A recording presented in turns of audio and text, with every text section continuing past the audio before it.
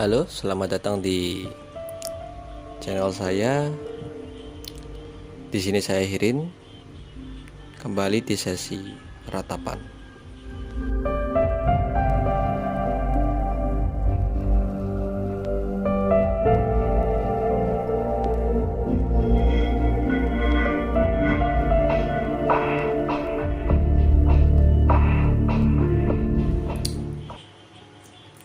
Oke. Bagaimana keadaan kondisi pasar saham hari ini? Gejolak market kripto dan instrumen lainnya. Padahal kalau dipikir-pikir ya dari dulu seperti itu aja ya. Kalau nggak naik ya turun. Ya. Boleh cerita dikit nggak? Jadi ada suatu hal yang menarik. Ada seorang anak yang dia itu duduk di bawah pohon. Sebuah pohon yang rindang, kokoh, tinggi, besar, menjulang gitu ya. Si anak itu melihat ke atas sambil berpikir, kapan ya pohon ini ada dan kapan pohon ini ditanam gitu loh. Si ayah pun datang ke dia gitu. Si ayah datang ke dia pun bangkit dan mulai bertanya, "Pah, papa bilang dari papa kecil papa udah pernah nyicipi dan makan buah dari pohon ini, Pak." Gitu. Dan saya lahir pun papa udah nemeni saya buat berteduh di bawah pohon rindang ini gitu. Jadi kapan sih, Pak, pohon ini ditanam? Gitu.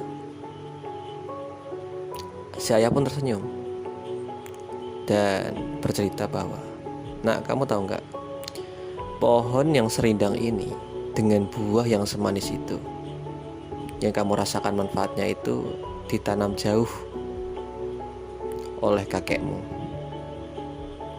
Gitu. Jadi terkadang sesuatu yang besar dan indah dan enak itu ditanam jauh dan butuh waktu yang sangat lama sekali untuk tumbuh. Semua akan hijau pada waktunya gitu loh.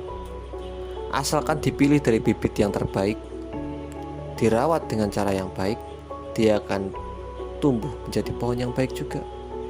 Seperti itulah konsepnya pasar saham. Pilihlah bibit yang baik, yang terbaik malah, dan rawatlah dengan cara yang baik. Tapi terkadang menunggu dia untuk tumbuh besar, apalagi sampai berbuah, itu yang susah. Kita lihat ada berapa banyak saham yang ada di ISG, yang IPO, yang udah lama berdiri kokoh di sana. Gak susah kok sebenarnya mencari saham yang bagus kok. Gak susah mencari saham yang akan naik. Yang susah itu menunggu. Dan itulah godaan awal di mana banyak orang terkecoh dan akhirnya keluar dari pasar saham dengan rasa kecewa, dengan menutup posisinya yang masih minus, lalu mengganti lagi posisinya untuk mencari saham lagi yang lagi top gainer, yang lagi naik tinggi, kemudian kembali lagi dengan rasa kecewa karena saham yang dia beli malah ambles ke bawah. Tanpa plan, tanpa rencana, tanpa tahu apa yang dia beli, dia masuk ke pasar saham gitu.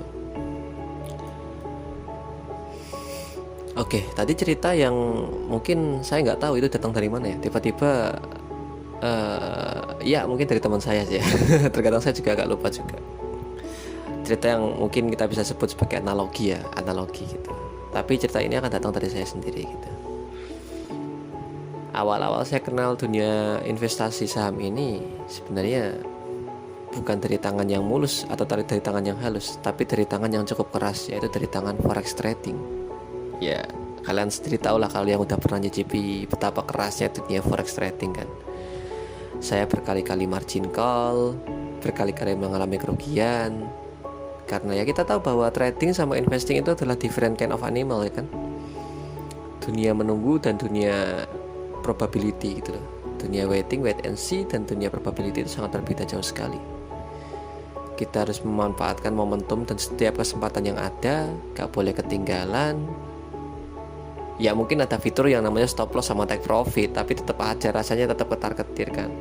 Dan rasa haus akan profit itu akan tetap mengganggu. Dan rasa haus akan sensasi untuk bisa masuk ke market, kelak-klik sana sini. Apalagi emang trading itu diciptakan untuk mereka yang capek menunggu dan ingin mendapatkan kesempatan untuk masuk market lebih cepat. Dan ya begitulah. Ya. Dan akhirnya karena capek udah berkali-kali margin call, saya merasa kayak saya capek analisa tapi hasilnya nggak sebanyak yang saya dapatkan, malah kerugian yang saya dapatkan. Saya pengen tempat dimana saya nggak perlu analisa banyak-banyak, cukup pasang atau beli sebuah aset satu kali dan butuh menunggu aja, cukup butuh menunggu hasilnya, dan biarkan market itu bekerja untuk saya, bukan saya yang bekerja untuk market gitu loh. Karena saya capek tiap hari harus mantengi market, harus analisa, harus set trading plan, harus dak-dikduk sana sini. Oke lah, mungkin di trading pun juga ada set entry rules gitu kan, ada yang namanya trading plan. Tapi ya sulit, saya akui sulit untuk menjaga kedisiplinan kita ketika kita udah dihantam loss berturut-turut, ketika kita udah diguncang sama market. Susah apalagi udah tergiur dengan profit gitu loh. Jadi mental saya pun goyah untuk tetap melanjutkan karir saya di dunia probabilitas itu, di dunia trading gitu. Jadi saya mencari sebuah instrumen yang bisa membuat saya masuk ke dunia yang lebih santai, untuk yang bisa membuat market tunduk dan bekerja untuk saya.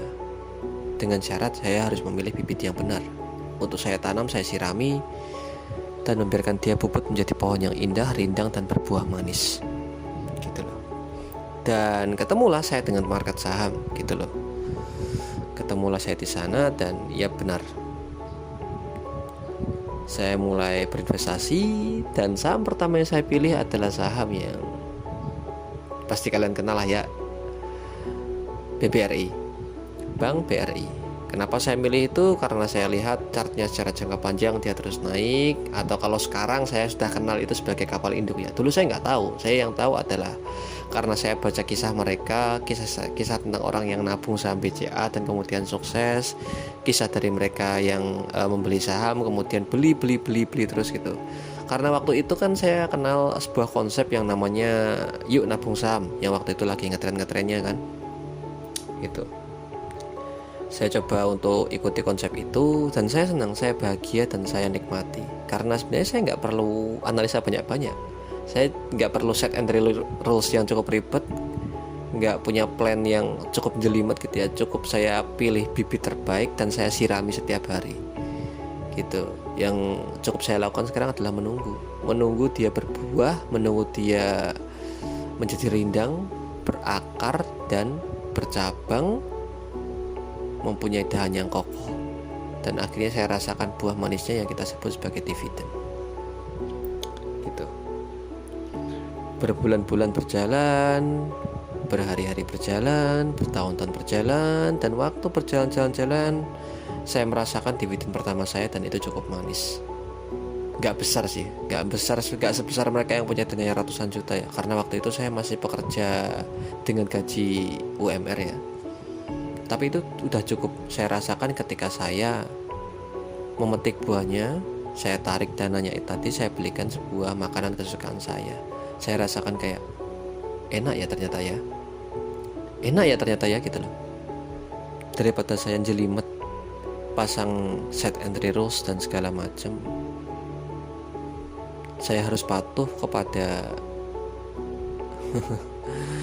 rasa takluk kepada kekalahan dan rasa bangga terhadap keuntungan.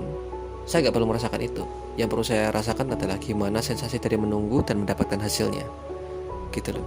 Saya nggak perlu lagi takut akan stop loss, saya nggak perlu lagi jingkrak-jingkrak ketika ada take profit, dan nggak perlu lagi mencari kesempatan-kesempatan. Yang perlu saya tahu adalah saham ini adalah bibit terbaik, dia akan terus tumbuh, akarnya akan terus menjalar, dan dia akan terus berbuah selama dia tidak kutebang pohonnya. Jadi bagi saya adalah definisi sejati dari menunggu adalah ketika Anda tahu tujuan Anda. Ketika Anda tahu bibit yang Anda tanam itu akan berbuah dan menjadi pohon seperti apa. Ketika Anda tahu, seharusnya Anda tahu kok seberapa lama dia akan tumbuh. Dari dia mulanya bibit, benih, kemudian tumbuh dari kecil menjadi besar, menjadi makin besar dan kemudian berbuah. Anda harusnya tahu. Sayangnya mereka gagal paham dan mereka nggak tahu pohon apa yang akan tumbuh dari bibit itu. Itu yang bikin mereka kemudian panik, cemas, apalagi mereka yang mendengarkan kata orang gitu loh. Dikasih bibit disuruh tanam sendiri, disuruh siramin sendiri, buang-buang tenaga, buang-buang duit, dan akhirnya mereka capek. Mereka kecewa akan sebuah harapan bahwa ini akan tumbuh besar. Karena apa? Mereka dikasih harapan tentang profit, tapi mereka tidak dikasih tahu berapa lama mereka harus menunggu gitu loh. Karena manusia itu kodratnya adalah mereka yang jatuh cinta dan menjadi budak dari harapan. Jadi jangan jadikan dirimu budak dari harapan, tapi nikmatilah waktu menunggumu dengan tahu apa yang kamu tanam, dengan tahu bibit terbaiklah yang kamu tanam, dengan tahu buah apa yang akan kamu petik nanti. Saya yakin kok penantian kamu terhadap bibit terbaik yang kamu tanam akan tergantikan dengan manisnya buah yang akan kamu petik suatu saat nanti. Oke, terima kasih sudah mendengarkan celotehan saya yang gak jelas. Ini video pertama saya di sesi ratapan ya. Semoga kalian suka. Jika kalian suka, saya akan teruskan untuk membuat video ratapan lagi dengan episode yang lebih menarik ke depannya. Jadi di sini saya Irin dan see you in the next video.